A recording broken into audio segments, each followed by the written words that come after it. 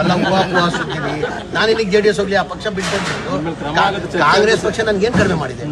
ನಾನು ನಿರೀಕ್ಷೆನೂ ಇಟ್ಟಿಲ್ಲ. 2017 ಕಾಂಗ್ರೆಸ್ ಬಂದೆ ನಾನು 2018 ಸಮ್ಮಿಶ್ರ ಸರ್ಕಾರ, ಅದು ಸಮ್ಮಿಶ್ರ ಸರ್ಕಾರದಲ್ಲಿ ಕುಮಾರಸ್ವಾಮಿ ಮುಖ್ಯಮಂತ್ರಿ ಆಗಿದ್ರು. ಅದ್ರಲ್ಲಿ ನಾನು ಮಂತ್ರಿ ಮಾಡ್ತಾ ಅಂತ ನಾನು ನಿರೀಕ್ಷೆನೂ ಇಟ್ಟಿಲ್ಲ, ಯಾರ್ದೂ ಕೇಳಿಲ್ಲ. ಆ ಟೈಮಲ್ಲೇ ಪಕ್ಷ ನನಗೆ ಮಂತ್ರಿ ಮಾಡಿಬಿಟ್ಟು 5 ಪೋರ್ಟ್ಫೋಲಿಯೋ ಕೊಟ್ಟಿದ್ರು. ಎಷ್ಟು ಪೋರ್ಟ್ಫೋಲಿಯೋ? 5 ಪೋರ್ಟ್ಫೋಲಿಯೋ. ಇದೇ ಜನತಾದಳದಲ್ಲಿ ನಾನು ಮಂತ್ರಿ ಆಗಿದೆ. ಕುಮಾರಸ್ವಾಮಿ ಮುಖ್ಯಮಂತ್ರಿ ಆದಾಗ ನಾನು ಮಂತ್ರಿ ಆಗಿದೆ.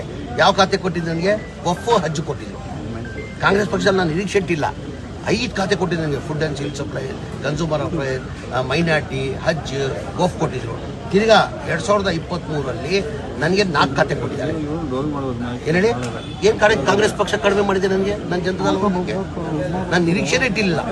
ನನ್ಗಿಂತ ಸೀನಿಯರ್ ಇದ್ರು, ಬಹಳ ಜನ ನನ್ಗಿಂತ ಸೀನಿಯರ್ ಇದ್ರು. 2018 ನಾನು ಮಂತ್ರಿ ಮಾಡುವಾಗ ರೋಷನ್ ಬೇಗ್ ಅವರು 7 ಬಾರಿ ಗೆದ್ದಿದ್ರು, ತನ್ವೀರ್ ಸೇಠ್ ಅವರು 5 ಬಾರಿ ಗೆದ್ದಿದ್ರು, ಮನೆ ಹಾರೀಸ್ ಅವರು 3-4 ಬಾರಿ ಗೆದ್ದಿದ್ರು. ಅವ್ರು ಎಲ್ಲ ಇಟ್ಕೊಂಡು ನಾನು ಮಾಡ್ಬೇಕಾದ್ರೆ ಅಲ್ಲ ಸರ್, ರಹಸ್ಯವಾಗಿ ಮಾತಾಡಿದ್ರಂತೆ ಕುಮಾರಸ್ವಾಮಿ ಜೊತೆ ಅಂತ ಚರ್ಚೆ ಸರ್. ನಾನೇನಿಗ್ರಿ ಮಾತಾಡಲಿ? ರಹಸ್ಯವಾಗಿ ಪೂವಾ ಸುದ್ದಿ. ನಾನು ಹೇಳ್ತಾಳೆ ಪಕ್ಷ ಏನ್ ಕಡಿಮೆ ಮಾಡಿದೆ ನನಗೆ? ಈಗ ಪಕ್ಷ ನನ್ಗೆ ಏನ್ ಕಡಿಮೆ ಮಾಡಿದೆ? ಈಗ ಪಕ್ಷ ನನ್ಗೆ ಏನಾದ್ರು ಕಡಿಮೆ ಮಾಡಿರ್ಬೇಕು ತಾನೆ? ನನಗೆ 2 ಸತಿ ಮಂತ್ರಿ ಮಾಡಿರೋದು, ಅದಕ್ಕಿಂತ ಹೆಚ್ಚು ಏನ್ ಬೇಕು? ಅದಕ್ಕಿಂತ ಹೆಚ್ಚಾಗಿ ಏನ್ ಬೇಕು ನನಗೆ?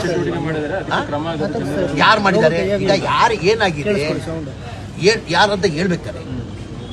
ಇಂಥವ್ರಂತ ಹೇಳಿದಾರ? ಯಾರನ್ನ ಇದುವರೆಗೂ ಹಿಂಗಿದ್ರೆ ಹೇಳ್ಬೇಕಾನೆ.